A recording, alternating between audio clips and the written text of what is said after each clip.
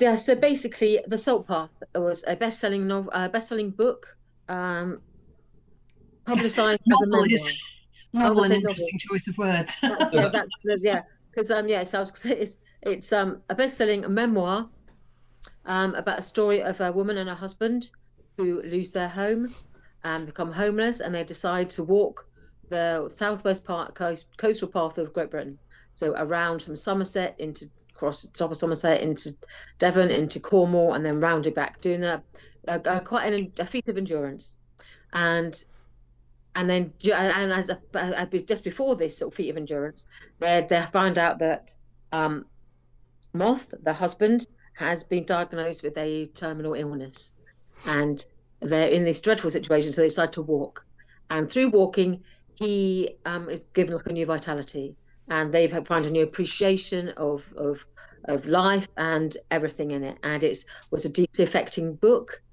Led to two sequels, one called The Wild Silence, another one called Landslines, and has then led to a very well popular film, enormously popular. When Yeah, I went to if see it, it was cool, starring Gillian Anderson and Jason I've lost Isaacs. Jason Isaacs, and it was at every stage along the story, it's been shown as like this is the remarkable powers of nature to heal, and of like how people like this sort of catharsis through nature, how you go through these traumas, but there's nature then is there like there's like the Mother Earth, that sort of thing. So, and the salt path is symbolic, as in like you are salt weathers you, but it preserves and it enhances flavor, and it's like multi things. So there's lots of symbolism in it.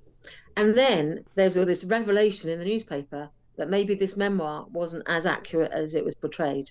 Yeah. And maybe some of the things that were shown as facts may not be quite so factual.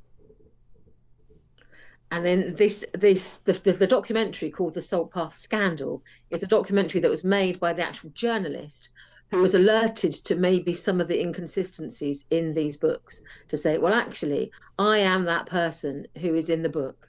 And I remember them visiting me, but that is not what happened. And Mm. then other people have said, well, actually, I think I am the person they talk about in this scene. I think that is me, but that did not happen in that way, because there's a scene in a cafe and the person said like, well, I work in that cafe, and that's not how that cafe works, or how the people react to people in the cafe. So people are saying, well, actually, I think, and so she's built up a body of evidence basically to say, actually, we think the salt path is not just stretching the truth, we think he's actually lying. Yeah. Wow. And that Wow. there's a lot of what this person has claimed to be factually we can provide evidence to say that these events and this diagnosis is one of the key things, that this diagnosis that her husband got, if he has survived 15 years from his terminal diagnosis, then he is the longest lived person who's ever to have been diagnosed with that. The Yeah. average life expectancy is like 7 years or 8 years, and Yeah. this is like 15 years after the alleged diagnosis. So they're saying that this is medically impossible, or he's a miracle. He's a medical breakthrough. And if I might add, so you at carry that over, you to say, if I cover add at that point, they'd say that if this is the medical miracle that it is alleged to be, why has it not been published? Which I thought, a good touch. This should be all over all of the journals, and it is in none. So there were all of these pullouts where not only were they saying, this is my experience and it's not fact, but this is not what I think this person is me, or whatever. There's this, not just is this medically impossible, but all of the things that would sit around it being medically possible. Should it have happened, because medical miracles theoretically can. Okay, could I just check that this is on Sky Documentaries, right? It is. Yes. But it was, I think Sharon has summarised it very effectively and beautifully, as always. Yeah, she does. Yeah. Really good at this. You don't ramble. It is just so. It just sort of punches all the way, doesn't it? Yeah. So Okay, because I remember when the film Salt Path came out. I mean, Sharon, you watched that and you reviewed this on the show, Yeah, and I remember that absolutely. you were quite taken with it because it was really kind of like in your wheelhouse, so to say. Yeah, Yeah, but like it's I really enjoyed nature, that it's with the people going friend. for a walk. Yeah, we really enjoyed it, and that healing power of like sort of nature. And Yeah, not that I'm new age in any way at all, or shape or form, but you do want to feel like that healing power of just being that salt air, like weathering and preserving, and you want um, you want to believe that that's true. now that's true. And I think that's the thing why we feel, but why we feel the readership feels betrayed by it in some ways. It's like one. And again, what I find was interesting, I did feel like a sense of betrayal. So I'm thinking, oh no, I've been taken for a ride, Yeah, basically. I yeah. read the book, was moved by the book, and watched the films, was moved by the book. And I get the feeling that Gillian Anderson and Jason Isaacs, who made the film, again, were like completely invested in it, that this was telling the truth. Yeah. But then what I thought was interesting about this documentary, they asked like the publishers or those people in the publishing world to be willing to speak, say, when someone comes to you with a memoir, um, how Huh? much fact checking do you do? And what do Yeah. you do any sort of, do you do any sort of verifying of it? And they basically say, well, not really. If it's someone's experience or it's their written word, then you tend to very much just go with what. Well, that was the impression I got. But did you agree, Holly, that they would tend to be like saying, like, well, actually, if someone writes a memoir, we tend to like sort of edit it for to make it more I, readable, but we I, don't I, actually check it for veracity.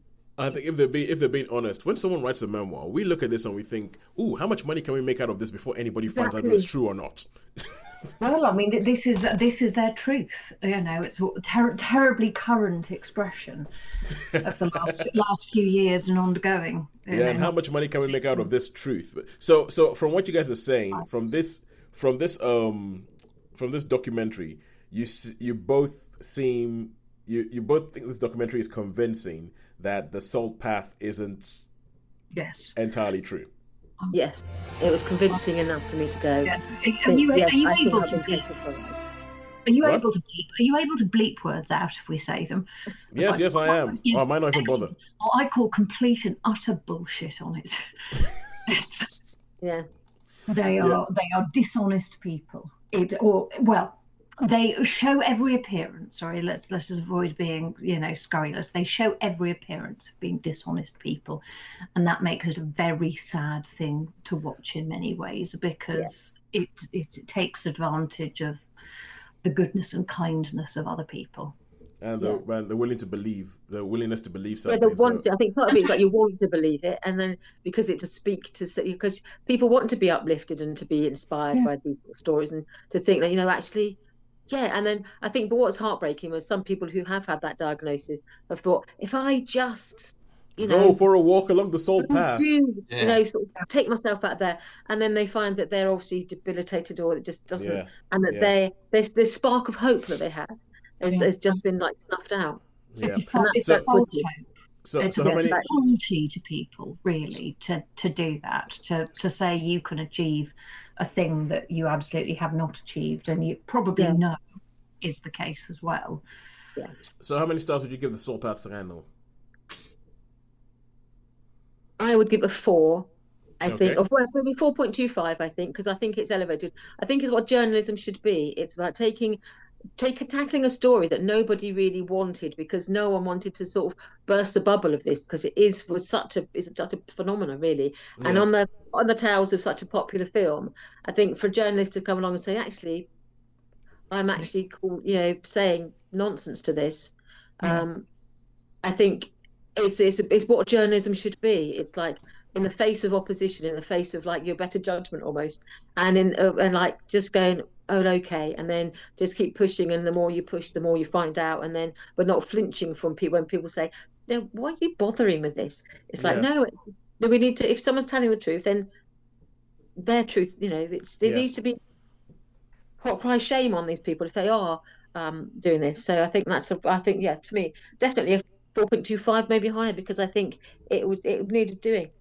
All right, cool, good stuff. and I think Ollie? I'm going to therefore stick to my usual positions. I'm going to give it a 4.5. I thought exactly that. It was so well constructed. It was brave. That's a weird thing to say about something like that, but brave journalism for something that is so close to people's hearts and such a heartbreaking thing to have to. Heartbreaking thing, as in have to debunk. Sorry. Pretty... Yes, 4.5. All right, cool. So that is it, 4.375 for the Salt Path Scandal on Sky Documentaries.